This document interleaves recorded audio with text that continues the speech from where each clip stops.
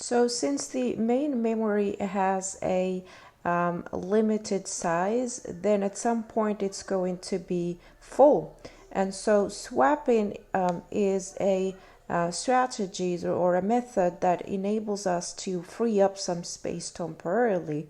So a process can be swapped temporarily out of memory to a backend store, and then it can be again brought back into memory to continue execution. So it's like we are saving a memory image or a snapshot of that process at that time of swapping to the disk, and then we load that image back again so we can continue executing where it left off.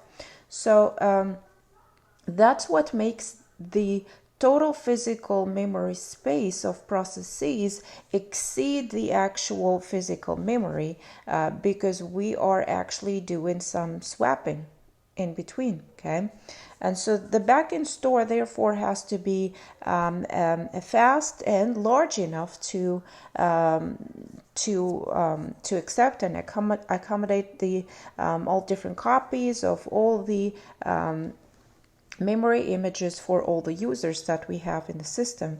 And so that storage, that backend storage or the disk, has to provide us with a direct access to those memory images. And so the operating system has to maintain a queue of all the ready to run processes that already have their memory images on disk. And so there are many considerations when it comes to swapping and many things to think about, like does swapping out a process need to swap back in to the same, when we swap out a process, does it need to come back to the same physical address? Well, again, it depends on the address binding method that we've chosen. If we've chosen the execution time binding, then no, it doesn't have to be. Whereas if we did specify the exact absolute physical address at compile time, then yes, we do have to bring it back to the same physical address. So there are multiple versions of swapping depending on the system. So sometimes the swapping may be disabled then only if we reach a threshold of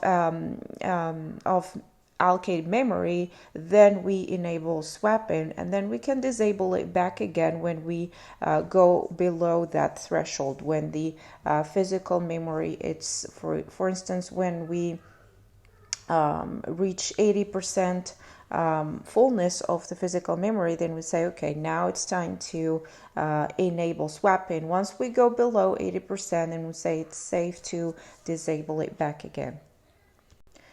We can actually have swapping with paging, so we do not have to swap entire processes, but instead we can just swap out just some pages of that process that they're not currently in use, and if it's safe to do so, then we can swap them back in later when we need them and when we have space for them.